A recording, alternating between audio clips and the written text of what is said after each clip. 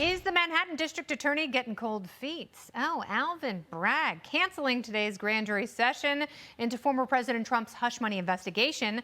And it comes amid word of, quote, major dissension in the DA's office. That's not surprising since the progressive DA has been accused of turning the case into a political witch hunt. Watch. It is a political persecution. It is not a prosecution. It is targeting Donald Trump because Alvin Bragg is a left-wing Democrat who hates Donald Trump. To me, it's about Trump's the name, but put somebody else's name, what would you be saying? This is political, and the country sees it for what it is. There he is, Ohio Republican Congressman Jim Jordan, among House Republicans who sent a letter to Bragg on Monday demanding his testimony before Congress. And the chairman of the Select Subcommittee on the Weaponization of the Federal Government, Jim Jordan, joins me now. Welcome, Congressman. Good to be with you, Kennedy. Thanks for having me. I mean, there is so much weaponization in the government right now, not just the federal government, because it has gotten so big and takes so much of our money and borrows so much money and creates so much debt that they have to do something with that.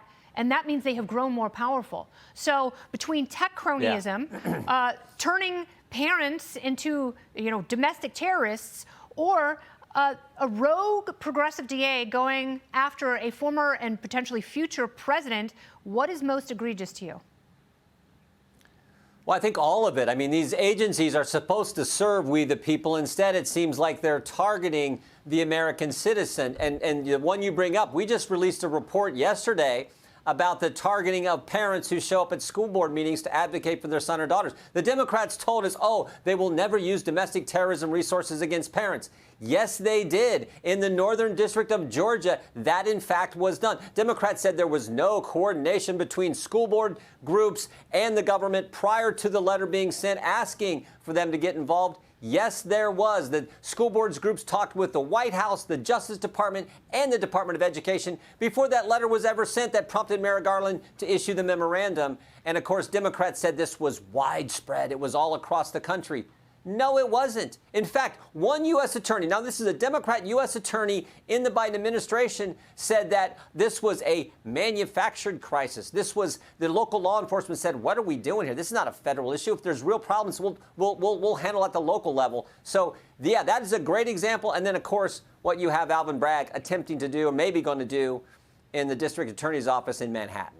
Yeah, it's unsafe here in New York. People are not prosecuted. People operate and harm each other with impunity. They know that, at most, they're going to get a ticket.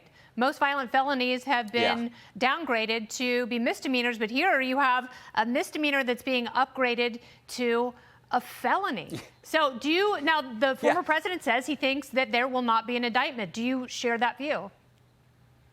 I don't know. I mean, it's sort of been back and forth over the last couple of days. We'll see. But you're right. He downgrades most felonies to misdemeanors. The felony cases he brings, he loses half of them. His main witness, if he brings this action against President Trump, is Michael Cohen, a guy who lied and went to prison for lying, who came in front of the Oversight Committee, by the way, a few years ago, and lied 6 times in front of Congress. That's his star witness. So I think you know that this is a poor case and a case that should never happen, because the Department of Justice wouldn't bring it, the Federal District of New York wouldn't bring it, Cy Vance, the former DA, wouldn't bring it, and even Alvin Bragg wouldn't bring it a year ago, and he didn't decide to bring it until President Trump announces he's running for president, and then, now we're going to go after the leading guy, the guy who's winning in the polls, leading in the polls. Now we're going to go after him because the left says I should.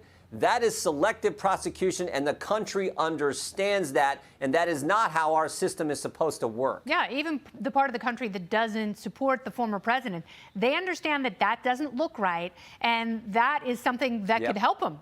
People look at him and be like, man, hey, at least he's fighting for us, because the whole world seems to be fighting against him. Speaking of which, we know that you have a storied wrestling past. Would you ever consider getting into professional wrestling when you leave office?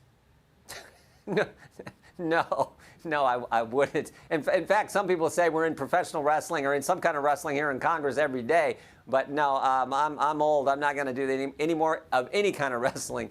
But we are going to try to wrestle with these agencies that we think have been going after the American people. And the other thing that bugs me, Kennedy, is think about it. When were any of these bureaucrats across these agencies, when was Nina Jankowicz, who was going to run the Disinformation Governance Board, when did she ever put her name on a ballot, get elected to office, and make, that's not the people, they're not the ones. When did Fauci ever put his name on a ballot? Or yet they've been Alejandro running our Mayorkas. lives for the last few years?